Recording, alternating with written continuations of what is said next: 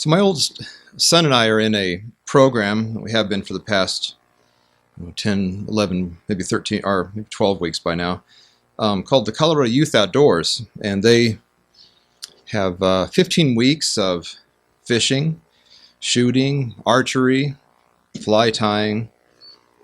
A lot of, I think this Monday we're also volunteering to release. Somebody gave them 300-400 quail, and we're gonna tag them and release them this week. Hopefully they'll be released into the property, and maybe in future years we can shoot them.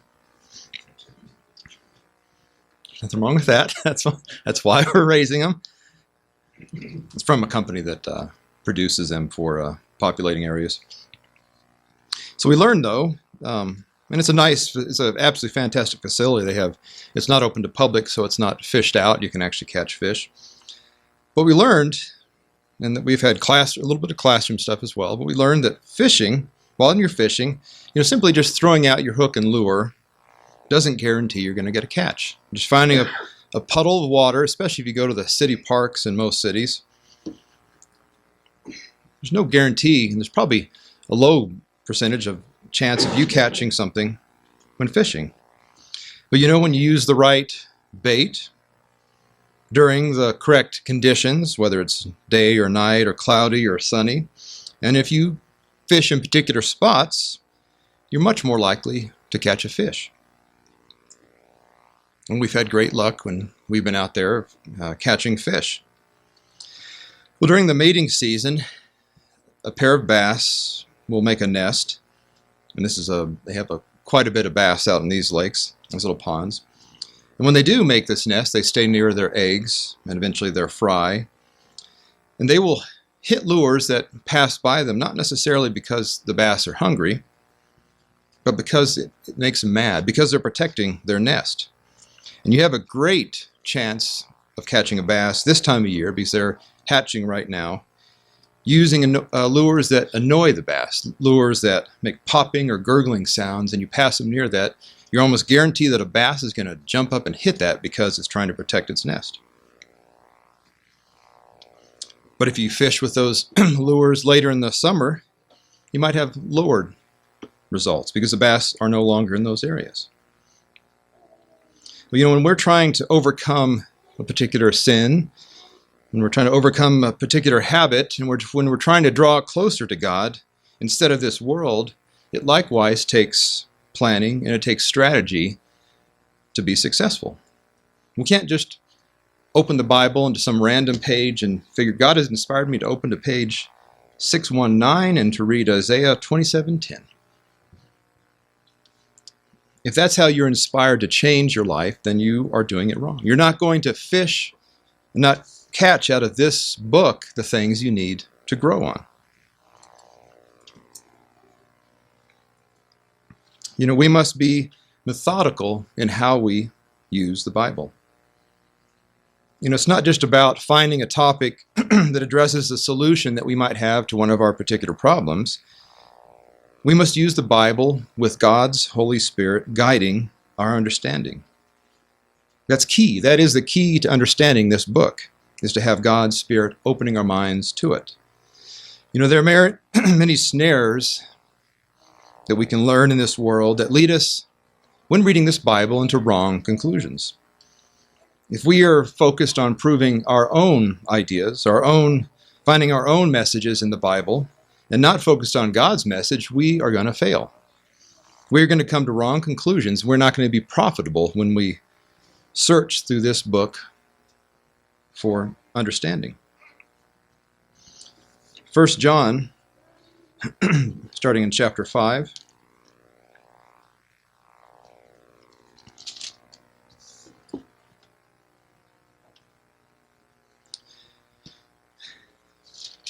First John 5 and verse 3. For this is the love of God, that we keep his commandments, and his commandments are not burdensome. For whatever is born of God overcomes the world, and this is the victory that has overcome the world, our faith. Who is he who overcomes the world but he who believes that Jesus is the Son of God? keeping God's commandments helps us overcome the world, helps us better understand, and is the basis for us understanding this book. It's what gives us the tools of God putting His Spirit into us as we start taking in some of these basic things, beginning with God's commandments. It's what allows us to catch those things that help us grow. You know, if we were cobbling together a religion based upon our own desires and ignoring what we don't like and focusing on things we do, we aren't going to overcome this world. We're going to sink deeper into it. You know, I was, years ago before I was married, I was 4 days into the Quantico Provincial Park by canoe when I embedded a hook deep into my finger. Now the Quantico is a huge park in Ontario near the Minnesota border. And once you head into it, as the guide said, when you checked in, once you head into it, you're on your own. If you get hurt and a plane happens to be flying over and happens to see you, you might get lucky, but when you paddle into that big reserve, you are on your own. So 4 days in, I knew I was 4 days out if I needed help. And I had a hook deep, and when you're fishing deep water lake trout, you use big hooks. These aren't small little fly hooks. So I had my friend that I went up with. I was in a solo canoe. They were in a bigger canoe, he and his wife. Had my friend row over and asked for some advice. And his advice is, well, you need to cut a big slit a slit into your finger to allow that hook to be able to pull that barb out so you can get your hook out. And he's like, well, we can go over to the side of the shore and make a fire, and we can, like Jeremiah Johnson, get your knife burning so it's not going to infect you. And in that thought, I thought, well, that's going to be painful. Is there another choice? Because your advice is not good. So instead, I chose to carefully work that barb up to the skin level. And it had gone in, and I could feel it was kind of pulling a little bit on maybe meat or muscle. And I figured, well, the best way is to get it close to the skin as possible and try to pull it out. Luckily, my friend had a pair of pliers, and I grabbed the hook and yanked it out. And the first try was unsuccessful. And my friend and his wife almost passed out, thinking how bad. It didn't really hurt that much. The second try, though, worked. I was able to pull out that hook from my finger. And it was just a small spot that the barb pulled out during the skin, and within a day it was a less chance of getting infected, and I was able to get by that and continue fishing. Well, hooks.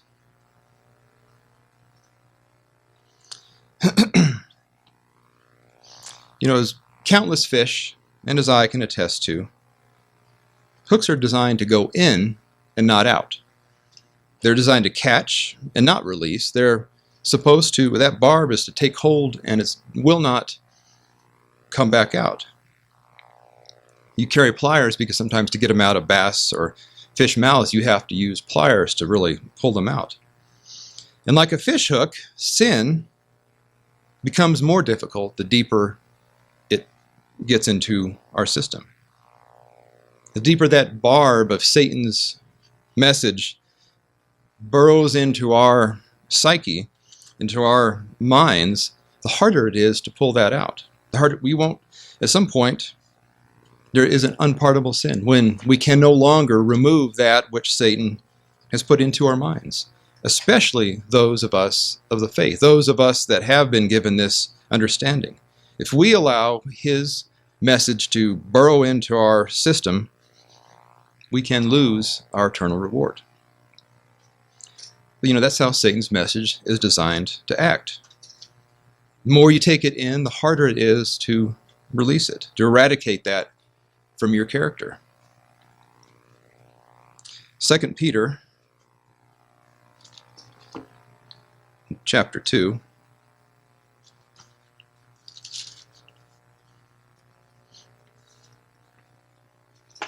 Second Peter chapter 2 beginning in verse 18. For when they speak great swelling words of emptiness, they allure through the lust of their flesh, through lewdness, the ones who have actually escaped from those who live in error. While they promise them liberty, they themselves are slaves of corruption. For by whom a person is overcome, by him also he is brought into bondage. For if after they have escaped the pollutions of the world through the knowledge of the Lord and Savior Jesus Christ, that's speaking to us, brethren, they are again entangled in them and overcome, the latter end is worse for them than the beginning. For it would have been better for them not to have known the way of righteousness than having known it to turn from the holy commandment delivered to them. But it has happened to them according to the true proverb. A dog returns to his own vomit, and a sow having washed to her wallowing in the mire. If we are seeking a deeper understanding of God's truth, we can't do it while Satan has us on the line and is pulling us from a different direction.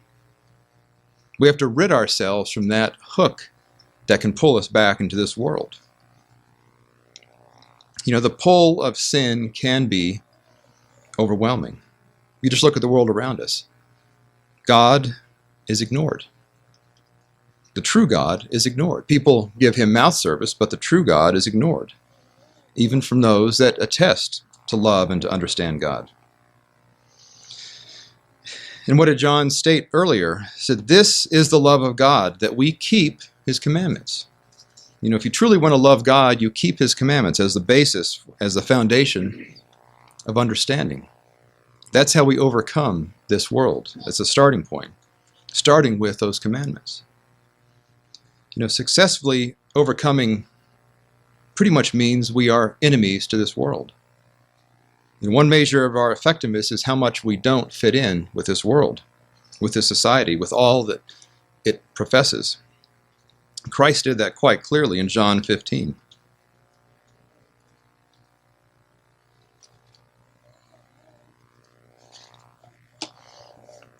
John 15 and verse 18. If the world hates you, you know that it hated me before it hated you. If you were of the world would love its own. Yet because you are not of the world, but I chose you out of the world, therefore the world hates you. The world hates us, brethren, because we aren't part of it. We are separating ourselves from all that this world professes. It takes careful and planned effort to be hated this much. It's not easy. It's not easy to separate ourselves and to be despised by those that Satan has influenced. It's when we get careless that Satan will hook us into fulfilling our own desires, his own desires, being led into pursuits that aren't going to lead us to God. Showing God all the hooks in our fingers and our empty stringers with no fish on them because of our carelessness, because of our lack of planning, is not excusable when we face him, when we face all that we have done in this world. That's not going to be an excuse that we can use, brethren. That we were just too pulled down by Satan, that we just couldn't produce the fruits that he expects of us. But brethren, we have to overcome. We have the tools, which is his inspired word, to overcome. We just have to use them.